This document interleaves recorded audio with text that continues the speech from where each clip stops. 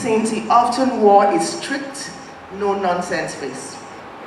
But he truly was one of the most compassionate and caring person that I've known in my life. I will never forget the day when we came across a news headline that read, "Minister Weeps." This was when Daddy was the Minister for Communication. Without reading the news to know who it was, we all knew it was our father. Immediately we saw the headline. My sister Musumola said in Yoruba, "Iboni Daddy tuti lo sukun bayi," meaning, where did Daddy go and cry? And lo and behold, when we did read the article, it was him. This was when he lost one of his colleagues, a senior member of the Nitros management team who was dear to him. Daddy was unable to contain his compassion. He wept openly. That was him. He felt the pain of others so deeply, it became his own. I loved and adored my father, and I had a very special bond with him. He gave me the best upbringing and childhood that any child could ever wish for. My father was a caring man, filled with so much love for all. He was intentional, affectionate, and always thoughtful. He was kind with his words and actions to everyone. He was such a wise man. He was a great communicator. He spoke with clarity and with deep understanding. He spoke kindly and gently, yet with firmness. Most importantly, he spoke with empathy and with passion. He always spoke the truth, and he meant everything that he said at every point in time. Laughter was the soul of my family. My father ensured that we had so much fun growing up, and he loved us dearly.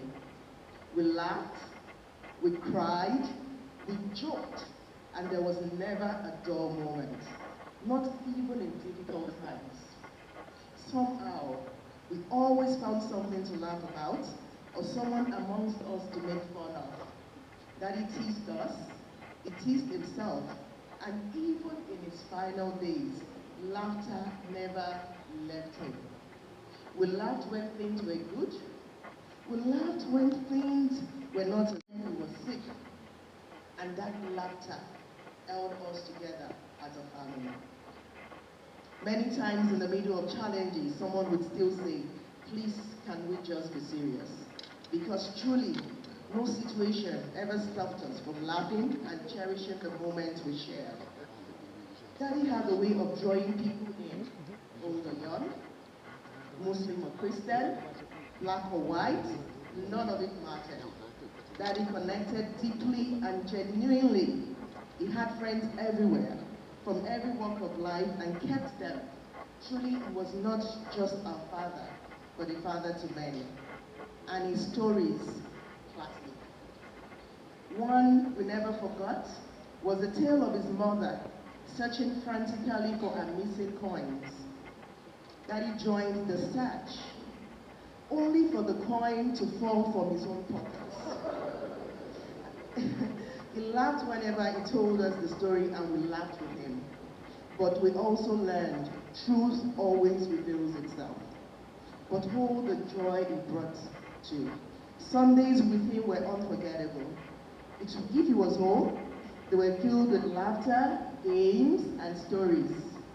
Sometimes indoors, gathered around the Ayo board. Sometimes outdoors, waiting for Baba Dari, his palm wine tapper, to pedal into our compound and fetch sweet, fresh palm wine from the trees in the compound. It was simple, it was beautiful. It was Daddy's way of teaching us that joy can be found in little things. Despite his busy life, he was a present father, and he was very involved in our life and upbringing. Bimbo and I would take turns to be carried by Daddy on his lower legs, whilst as a family, we listened to him share fun stories from his political meetings, and we would spend hours joking, laughing, and having a good time. He would also ask us to share stories from our school experiences with him, and some quickly became the family classics that were repeated for many, many years. That was what growing up was for me. Lovely memories that are forever cherished in my heart, and same lovely memories that he was able to live with his grandchildren in his garden. Daddy always wanted everyone to be okay, and was always deeply concerned if anything was wrong with someone, constantly thinking about what could be done to address the situation in his own quiet way. You wouldn't even know that he was aware of what you were going through. Yet, not only does he know, but he was always deeply affected by it, especially when he couldn't do anything to change the situation. However, despite my father being the most caring, fond, and loving father that I knew, he wasn't the one to spare the rod or spoil the child. Discipline was the order in the house. Even the grandchildren were disciplined when they did something wrong.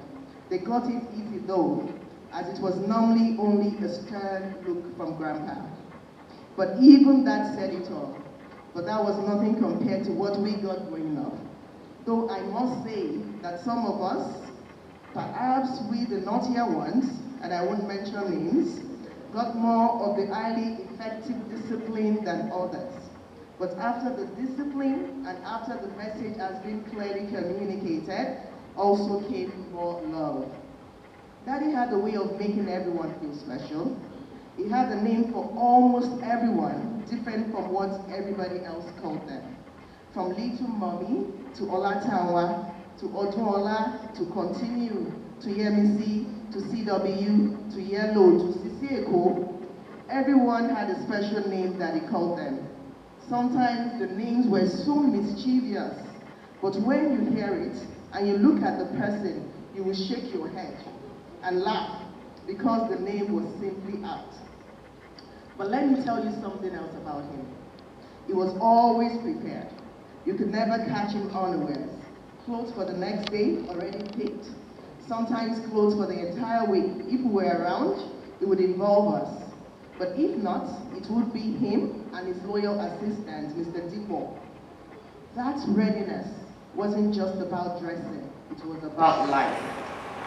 During the 10 days of Nadeko, the main pro-democracy coalition in the 1990s that fought against military dictatorship for the validation of the June 12, 1993 mandate.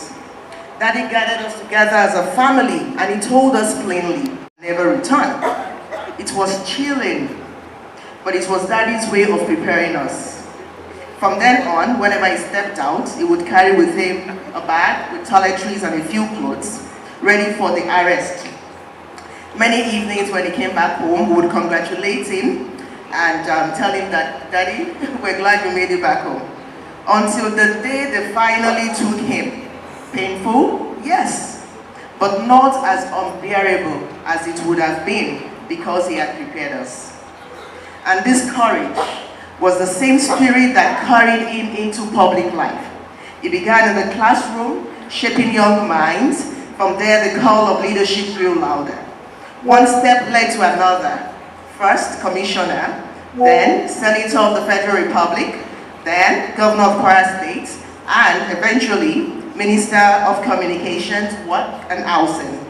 Each office demanded sacrifice. Same discipline, honesty, and fearlessness that guided his private life.